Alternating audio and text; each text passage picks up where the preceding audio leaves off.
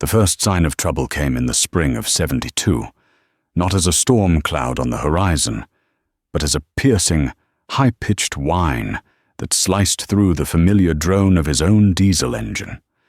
Hank Miller was wrestling with the three-point hitch on his 1967 Farmall 806, his knuckles already scraped raw and smeared with a black paste of grease and Iowa dirt.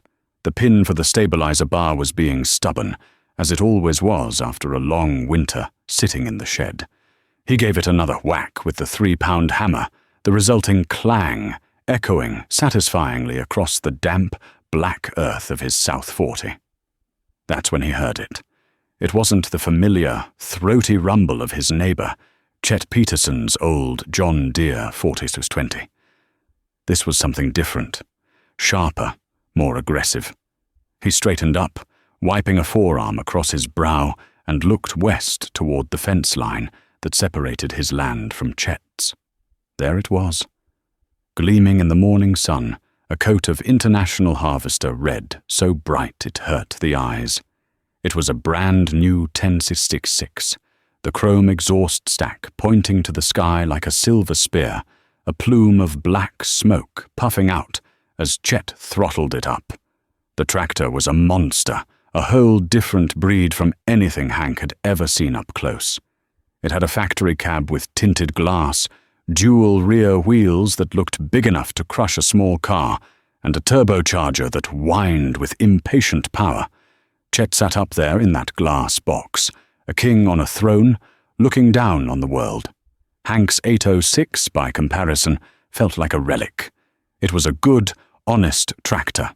Its German-built 361 cubic-inch diesel engine was a legend for its reliability, a direct-start six-cylinder that fired up with a familiar, reassuring clatter. He'd rebuilt the injector pump himself 2 winters ago, spreading the parts out on clean newspaper on the workshop bench, following the manual page by meticulous page. He knew the sound of every lifter, the feel of the clutch as it engaged, the particular way the TA lever would slap into the high side with a solid thunk. The paint was faded to a dull orange red, chipped along the fenders and worn smooth on the gearshift knobs from his father's hands, and then his own. It was his, completely and totally. No bank held a note on it. No dealer was waiting for a payment. Just like the 320 acres of land it worked, it belonged to him, free and clear. Chet throttled down the 1066, and it rumbled over to the fence, its huge tires barely disturbing the soil Hank had just disked. The cab door hissed open, and Chet leaned out, a smug grin on his face. He was a few years younger than Hank, with a soft look about him that suggested he hadn't spent as much time with a wrench in his hand. "Morning, Hank. Getting the museum piece ready for another season?" he yelled over the idle of his new machine. Hank just nodded, giving the hitchpin one last, decisive blow. It slid home with a groan. "She'll do the job, Chet." "The job? Hank, this ain't 1965 anymore," Chet said, gesturing back at his new tractor with a sweep of his arm. "This here is the future. Turbocharged, 125 horse on the PTO. Got air conditioning, a radio. I can plant 100 acres before lunch and not even break a sweat. You'll still be wrestling with that old gear grinder by supper time." Hank walked over to the fence, pulling a red handkerchief from his back pocket and wiping the grease from his hands. He could smell the new paint off the 1066, a chemical sharpness that mixed with the sweet scent of turned earth. "What had something like that set you back?" Chet's grin widened. "That's the beauty of it. The bank's practically giving money away. Henderson down at Farmers Trust says, 'A man's a fool not to expand right now. Grain prices are heading for the moon. Nixon's opening up trade. We're going to be feeding the world, Hank. You can't do that with a 36-inch planter and an open-station tractor.'" Hank looked from the massive new IH back to his own trusted 806. His father had bought it new in '67, the year before he passed. He'd paid cash for it, the culmination of a decade of good harvests and frugal living. "Never owe a man for the tools you need to make a living," his dad used to say. "The land can have a bad year. The rain can fail, but the bank's appetite never does." That lesson was etched into Hank's soul as deeply as the property lines on the county plat map. "The bank seems real friendly when the sun is shining," Hank said quietly, more to himself than to Chet. "It's called leverage, Hank. Progress," Chet scoffed. "You got to spend money to make money. This thing," he patted the huge fender of the 1066, "will pay for itself in 2 seasons. Maybe 1 with the prices they're predicting. While you're out here fixing oil leaks and fighting with rusty pins, I'll be buying up the Johnson place when Old Man Johnson finally retires." The words hung in the air, a direct challenge. The Johnson place was 80 acres of prime bottomland that bordered both their farms. Everyone knew it was coming up for sale soon. Owning it would make a man the biggest operator in the township. Chet pulled his cab door shut, the sound sealing him inside his climate-controlled world. With another blast of black smoke and a surge of turbo whine, he spun the big tractor around and headed back into his own field, leaving Hank standing in a cloud of diesel exhaust and the quiet rumble of his own thoughts. Hank looked at his hands. The grease worked deep into the lines of his palms. He thought about his father's words, about the satisfaction of owning his machinery, of knowing that every bushel he harvested was his own. Then he looked at Chet, a distant red speck already halfway across the field, moving at a speed Hank could only dream of. For the first time, a sliver of doubt crept into his mind. Was his father's way of thinking outdated? Was he being stubborn? Or was he being smart? Before we go any further, I need to ask you all something. Have you ever known someone who got in over their head, chasing the latest and greatest? Or were you taught to make do with what you had, to fix it, patch it, and run it till it dropped? Let me know down in the comments which philosophy you think wins in the end. It's important for this story. That conversation with Chet stuck in Hank's craw for the rest of the planting season. Every time he had to stop to clear out a plugged seed tube on his old International 4-row planter, he'd see Chet making another pass with his new 8-row cyclo planter, a red blur of efficiency on the horizon. Every night when Hank climbed down from the 806, his ears ringing and his body coated in a fine layer of dust, he'd see the lights of Chet's house on, knowing Chet had probably been done for hours, showered and sitting down to a hot meal. The doubt festered. It was a constant, low-grade fever in the back of his mind. The real test came in late May. He was cultivating his corn for the first time, the 806 purring along in 3rd gear, the sweeps of the cultivator whispering through the soil. He was coming up the slight grade on the west end of the field when he felt it. A slight shudder, a hesitation in the drivetrain as he feathered the torque amplifier lever forward to shift to the high side. It was a feeling he knew, a dreaded slip in the TA clutch pack. He tried it again. The engine revved slightly, but the ground speed didn't increase. The TA was going out. A cold knot formed in his stomach. A TA split was one of the most involved jobs you could do on an old Farmall. It meant splitting the tractor in 2, right between the transmission housing and the center section. It was heavy, greasy, and complicated work. A dealer would charge him a fortune, money he didn't have to spare. He'd have to do it himself. He nursed the tractor back to the machine shed, the sense of failure weighing on him heavier than any piece of iron. Chet was probably finishing his first cutting of hay. Hank was about to have his main tractor in pieces on the concrete floor. For 3 days, the machine shed became his entire world. He started by draining the 15 gallons of high-tran fluid, the lifeblood of the transmission and hydraulics. The smell of hot, used hydraulic oil is a smell no farmer ever forgets. He blocked up the front end of the tractor securely with heavy oak timbers. Using a chain hoist suspended from a thick barn beam, he supported the rear section. Then came the painstaking process of disconnecting everything that crossed the divide: fuel lines, wiring harnesses, hydraulic tubes, and the steering linkage. Every bolt was tight, caked with years of grime. His knuckles bled. His back ached. Finally, after unbolting the massive bell housing, he put the rolling floor jack under the front half. With a groan of protesting metal, the two halves of the 806 began to separate. He rolled the engine and front axle forward, inch by agonizing inch, until there was a 3-foot gap. There it was, exposed to the light, the torque amplifier assembly. He spent the next day carefully disassembling the unit on his workbench, laying each clutch plate, planetary gear, and sprag clutch out in order on a clean cloth. Just as he suspected, the direct drive clutch plates were worn down to slick, polished steel. The springs were weak.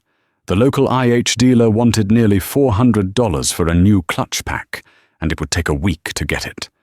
Hank couldn't afford the time or the money. Instead, he drove his old Ford pickup 30 miles to a tractor salvage yard, a place most modern farmers scorned. It was a graveyard of old iron, tractors rusting in peace in the tall grass. After an hour of searching with the grizzled old owner, they found it, an 806 that had been wrecked in a fire. The engine was toast, but the rear end was untouched. For $50 cash, Hank pulled the TA unit himself, wrestling the greasy 100-pound assembly out of the burned-out hulk. Back in his shop, he meticulously cleaned and inspected every part from the salvaged unit. The clutch plates were barely worn. He measured them with his micrometer. They were well within spec. He spent hours cleaning the housings, replacing every gasket and O-ring, packing the bearings with fresh grease. It was slow, tedious work. While he was elbow-deep in grease, the talk at the co-op in town was all about Chet Peterson. Heard Chet got all his beans in before that last rain, one farmer would say, leaning against a stack of feed bags. That new 1066 is really earning its keep. Yeah, and Henderson at the bank is smiling every time he sees him, another would add. Says Chet's the kind of forward-thinking young man this county needs.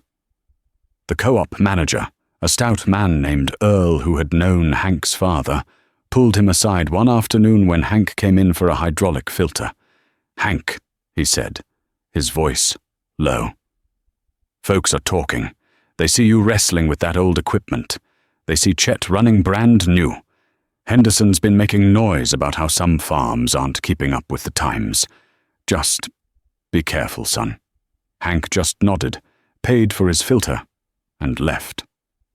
The pity in Earl's eyes stung more than any open mockery. He felt isolated, a man out of time.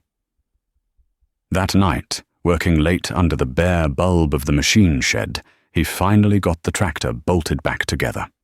He filled it with fresh high tran, reconnected the batteries, and took a deep breath. He turned the key. The 3XE1 diesel roared to life. He let it warm up, his heart pounding in his chest. He climbed into the worn seat, pushed in the clutch, and put it in gear. He moved the TA lever. With a solid, satisfying thunk, the high side engaged perfectly. No slip, no hesitation. He drove it out of the shed and did a lap around the yard, shifting the TA back and forth. It was perfect. A wave of relief and pride washed over him, so potent it almost brought him to his knees. He had done it. He had faced the breakdown and won, with his own 2 hands and $50 in used parts, but he had lost a week of crucial time. The weeds in his corn were getting a head start, and the weather forecast was calling for a solid week of rain. He was behind, and the pressure was immense. The next few years settled into a pattern. The mid-1970s were a boom time for American agriculture. The massive grain sales to the Soviet Union sent corn and soybean prices to heights no one had ever seen. Land values doubled, then doubled again. The government was pushing for fence-a-row to fence-a-row planting. The message from Washington, from the banks, from the magazines, was unanimous. Get big or get out. Chet Peterson took that message to heart.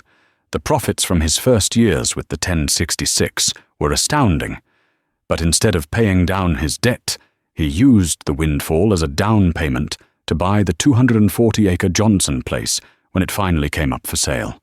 He was now farming over 600 acres. The 1066, barely 3 years old, was suddenly too small. He traded it in for a brand new International 1466, an even bigger beast with a quiet, comfortable cab and well over 145 horsepower. He bought a new 6-bottom plow to go with it and a 20-foot disc. His old Gleaner combine was replaced with a brand new Gleaner L, a silver monster that could chew through 6 rows of corn at a time. Chet's farmstead began to look less like a working farm and more like a dealer's showroom. He was the golden boy of the county, featured in an article in the State Farming Journal about the new generation of agribusinessmen. Hank felt the boom, too. The high grain prices meant he was making more money than his father ever had. His yields were good, a testament to his careful soil management and timely work. The year he sold his corn for over $3 a bushel, he felt like a king. But he didn't follow Chet's path. The memory of his father's words was a constant anchor. He saw the rising debt loads of his neighbors, heard the nervous chatter about operating loans now stretching into the 6 figures. It spooked him. So he took his profits and made careful, deliberate improvements. He finally retired the old 4-row planter and paid cash for a nearly new John Deere 7000 6-row planter. A simple but incredibly accurate machine, he knew he could maintain himself. He put a new set of 20.838 Firestone deep tread tires on the back of the 806, a major expense, but one that would give him traction for years to come. He re-roofed the main barn, doing the work himself with the help of a couple of high school kids from town. The rest of the money, a substantial sum, he put away. He didn't trust the stock market. He put it into certificates of deposit at Farmers' Trust, locking in interest rates of 6, then 7, then 8%. It felt safe, solid, but in the eyes of the community, he was a failure, a man without vision. "Can you believe Hank Miller?" the men would say over coffee at the diner. Sitting on a pile of cash and still driving that old 806. He could have bought that 80 acres on his northern border for a song 3 years ago. Now Chet's brother-in-law owns it, and the price has tripled. He's got no ambition, another would agree. Just like his old man, happy to just get by. You can't just get by anymore. You gotta grow. Even Mr. Henderson, the bank president, treated him with a kind of polite dismissal when he came in to renew his CDs. "That's a fine conservative strategy, Hank," he'd say, steepling his fingers.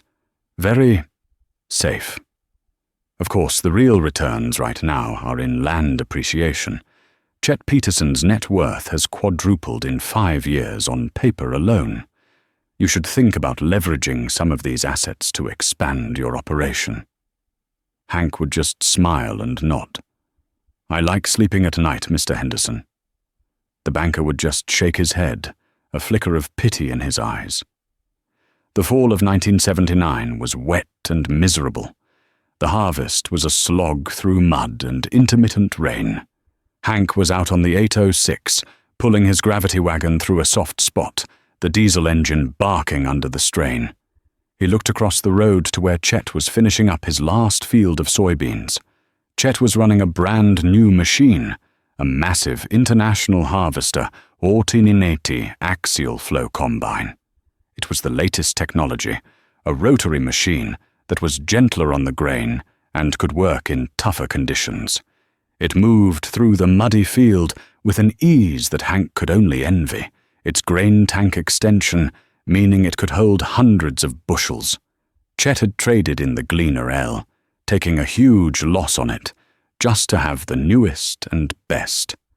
A few weeks later, after the harvest was done and the first snows were threatening, Hank went to the bank to roll over another CD. The atmosphere inside Farmers Trust was different. The usual confident buzz was gone, replaced by a tense quiet. Mr. Henderson looked haggard, his face pale. While Hank waited, he overheard the banker on the phone, his voice strained. "I don't care what the prime rate is today. We have to cover these notes. No, I can't just extend the line of credit again. The regulators are breathing down my neck. It's this new man at the Fed, this Volcker. He's talking about 20% interest rates to fight inflation. 20%. It would be ruinous." Henderson hung up the phone and rubbed his eyes, looking like a man who hadn't slept in a week. He saw Hank and forced a weak smile. As Hank left the bank, a cold wind whipped down Main Street, carrying the first hard flakes of snow. Across the street, at the implement dealership, a flatbed truck was unloading a brand-new tractor. It was an International 2+2, one of the bizarre-looking articulated models, a four-wheel drive monster that cost more than Hank's entire farm had been worth 10 years ago. He watched as they drove it off the ramp, its engine a deep, powerful roar that seemed to mock the worried silence of the town. A cold dread, far sharper than the winter wind, settled deep in Hank's bones.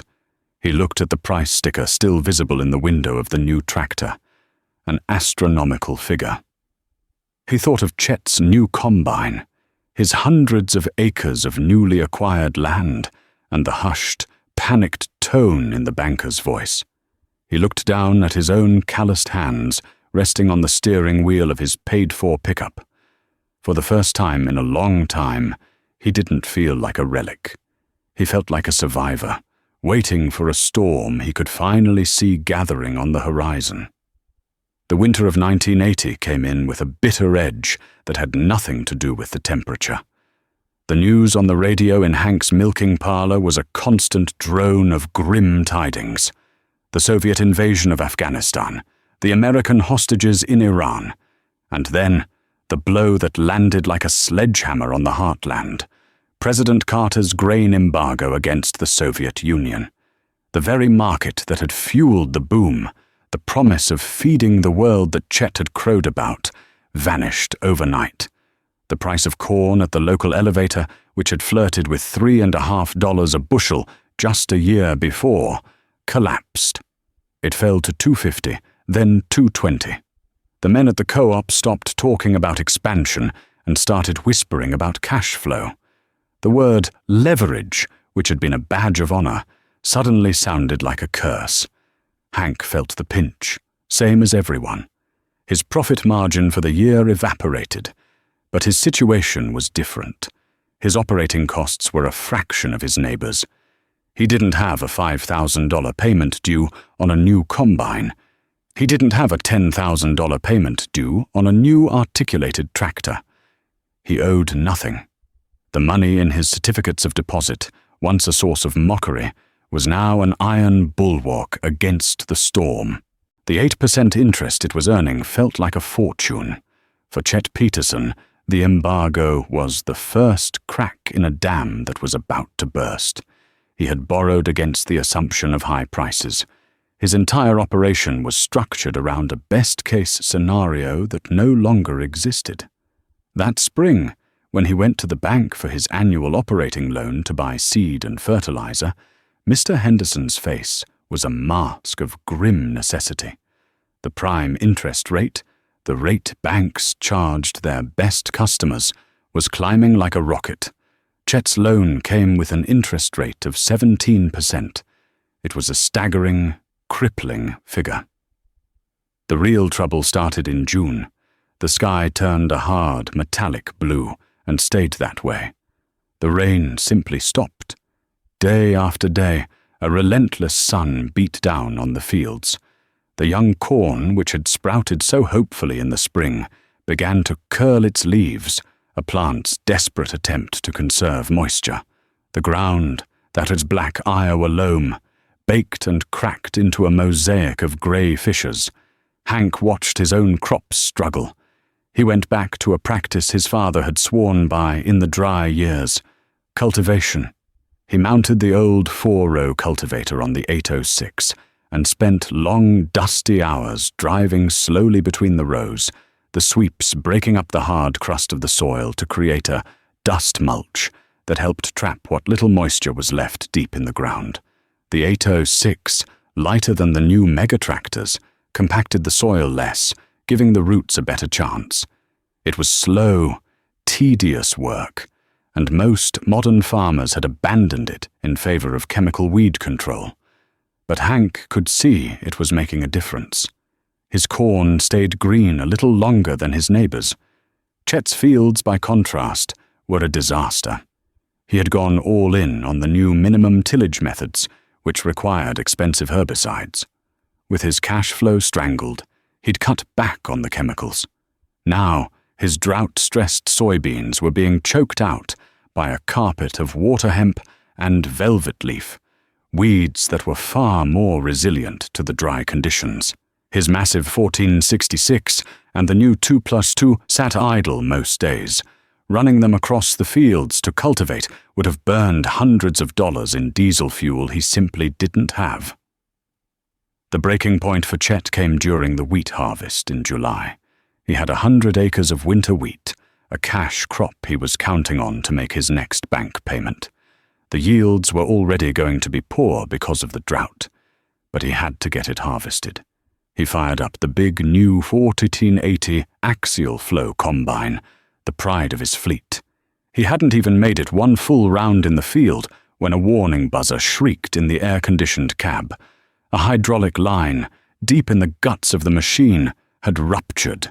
Red hydraulic fluid, costing $20 a gallon, poured out onto the parched ground. It wasn't a simple fix. The line was buried behind the main rotor assembly. Chet spent a day trying to get to it, his frustration mounting with every bolt he couldn't break loose. Finally, defeated, he called the dealer. The service truck arrived the next day. A young mechanic in a clean uniform took one look, consulted a thick technical manual, and shook his head. "That's a main pressure line for the hydrostatic drive. We'll have to pull the whole rotor cage to get to it. It's a shop job, or I can get our senior field tech out here. But he's booked for a week. Either way, you're looking at $3,000, maybe $4,000, parts and labor." Chet stared at the mechanic, his face pale under his tan. $4,000. It might as well have been $1 million. He didn't have it. The wheat stood in the field, ripening and starting to shatter in the hot wind, losing yield with every passing hour. Hank saw the combine sitting idle. He saw the shimmer of spilled hydraulic fluid on the dirt. He finished his own chores and, without a word to anyone, drove his own combine over to Chet's place. It was an old International 915, a conventional walker machine from the early 70s. He'd bought it for cash at an auction 5 years prior. It was slow, noisy, and dusty, but he knew every belt and bearing on it. He found Chet sitting on the steps of his porch, his head in his hands. "Heard you had some trouble," Hank said, keeping his voice even. Chet looked up, his eyes hollow. "Trouble doesn't begin to cover it, Hank." "Well," Hank said, hooking his thumbs in his pockets, "my machine's not doing anything. Let's get your wheat in before it's all on the ground." Chet didn't speak for a long moment. He just looked at Hank, then at the old, reliable 9 or 15 parked in his driveway, and finally at the useless, gleaming red monster sitting silently in his field. A single tear cut a clean path through the dust on his cheek. "Why would you do that, Hank?" "Because you're my neighbor, Chet, and it's what neighbors do." For 2 days they worked together under the brutal sun, Hank in the combine seat, Chet driving the grain truck. They didn't talk much. They didn't have to. The quiet hum of the old 9 or 15, methodically eating its way through the field, said everything that needed to be said. It was the sound of quiet competence, of a world that still made sense. The fall of 1981 was the beginning of the end. The drought had broken the back of the harvest, and now the economy was coming to break what was left. The Federal Reserve, under Paul Volcker, had jacked up interest rates to over 20% in a desperate war against inflation. For farmers carrying massive debt, it was a death sentence. Operating loans that were manageable at 8% became impossible burdens at 21%. The signs were everywhere. The implement dealership, once a bustling hub of commerce, was now a ghost town. Shiny new tractors sat collecting dust, their prices seeming like relics from a forgotten age of optimism. The weekly paper was filled with notices of public auctions, not retirement auctions, but foreclosure sales. The word bankruptcy, once whispered in shame, was now a common topic of conversation at the diner. Mr. Henderson, the banker who had preached the gospel of leverage, now looked like a man presiding over a funeral. The federal regulators were forcing the bank to clean up its books, to call in any loan that looked shaky. He had no choice. He had financed the boom, and now he had to foreclose on the bust. Hank saw him on the street one day, his shoulders slumped, his face etched with a deep, weary sadness. He was a man trapped in a machine of his own making. The notice for Chet Peterson's auction appeared in the paper in the spring of '82. It was a full-page ad, a testament to the scale of his collapsed empire. The list of equipment was staggering: the 1496, the 2+2, the 20-foot disc, the 6-bottom plow, the almost new grain trucks, and listed first, in bold letters, 1IH, 1480, axial flow combine, low hours, needs repair. The day of the auction was cold and grey, a perfect match for the mood of the crowd. It wasn't a festive gathering. Farmers came from 3 counties, not to find a bargain, but to bear witness, to see their own fears made real. They stood in small, quiet groups, their hands in their pockets, their faces grim. They were watching a neighbor's life being dismantled, piece by piece, and they knew it could just as easily be their own. Hank stood at the back of the crowd. He felt no sense of victory, no satisfaction in being proven right. All he felt was a profound sorrow. He saw Chet and his wife standing near the house, trying to maintain a shred of dignity as the auctioneer's rhythmic chant echoed across the yard, selling off their future for pennies on the dollar. The 1480 combine, the symbol of progress, sold for less than the cost of its repair bill. The big 2+2 tractor, which had cost over $60,000 new, went for $18,000. It was a bloodbath. When it was over, the crowd dispersed quickly, eager to escape the pall of failure that hung over the farm. Hank walked over to Chet, who was staring at the empty spaces on the lawn where his machines used to sit. "I'm sorry, Chet," Hank said. Chet finally looked at him, his eyes clear of the pride that had once defined him. "Don't be," he said, his voice raspy. "You were right. Your dad was right. I remember laughing at you, calling your 806 a museum piece. You told me the bank's appetite never fails." He let out a short, bitter laugh. "It's a hungry beast, Hank. It ate everything." While Chet's world was being sold, Hank's world continued its steady rhythm. The 806, now 15 years old, needed an engine overhaul. Hank didn't call a dealer. He spent the winter in his shop, pulling the engine himself. He hoisted the block onto an engine stand, carefully measuring the cylinder bores with a micrometer. He ordered a complete rebuild kit, new sleeves, pistons, rings and bearings, and paid for it with cash. He spent weeks meticulously cleaning parts, grinding the valves by hand, torquing the head bolts to spec, following the old IH service manual as if it were scripture. When he was done, he painted the engine block the proper Farmall red. He reinstalled it, and with the turn of a key, the 3R61 diesel fired back to life, settling into a smooth, powerful idle. It ran better than it had in years. The total cost was less than a single payment on one of Chet's tractors. As he listened to the engine's familiar, healthy clatter, Hank understood the deepest meaning of his father's words. It wasn't just about avoiding debt. It was about independence. It was about being the master of your own tools, your own land, your own fate. The final piece of Chet's farm to go up for sale was the land itself. The bank took possession and listed it in parcels. The prime 240-acre Johnson Place and the original 160-acre home farm where Chet's family had lived for 3 generations. The rumor was that a big insurance company from Des Moines was going to buy it all for a tax write-off and rent it out to the highest bidder. Local ownership, it seemed, was another casualty of the crisis. One morning, Hank put on a clean shirt, got in his old Ford pickup, and drove to Farmers Trust. He walked past the teller line and straight to Mr. Henderson's office. The banker looked up, surprised to see him. "Hank, what can I do for you?" "I'm here about the Peterson land," Hank said simply. Henderson sighed.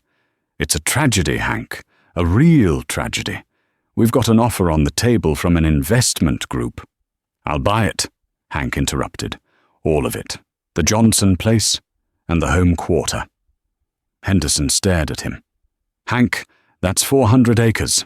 The asking price is—" "I know what it is," Hank said. He pulled a folder from his jacket and laid it on the desk.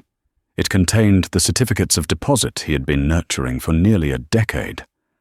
"I'll pay cash." The banker slowly opened the folder. He looked at the balances, his eyes widening slightly. He looked back at Hank, and for the first time, the look of pity was gone, replaced by something else. Sheer, unadulterated respect. He saw not a backward-looking farmer, but a man of incredible foresight and discipline. "The board will have to approve it," Henderson said, his voice hushed. "But a cash offer from a local operator, in this climate, it will be approved."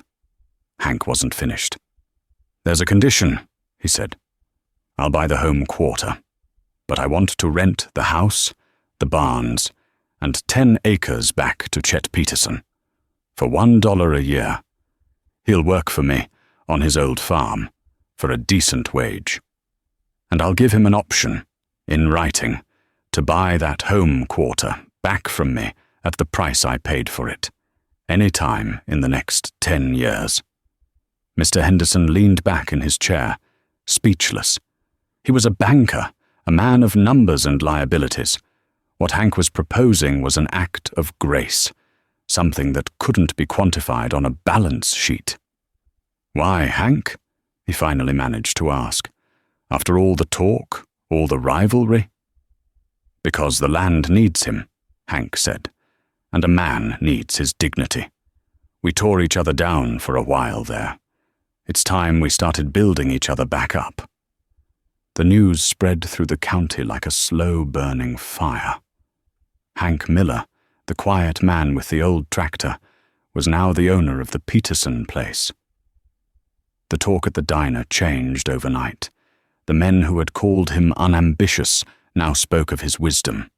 The ones who had mocked his old 806 now looked at their own massive, debt-laden machines with a new sense of dread.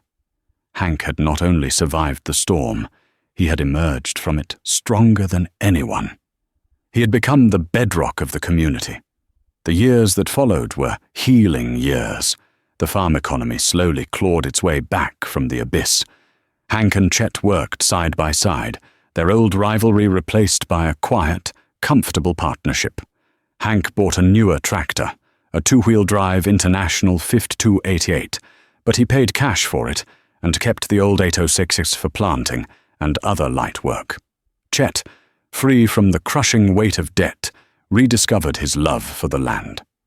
He was a good farmer, and together they made the combined operation thrive.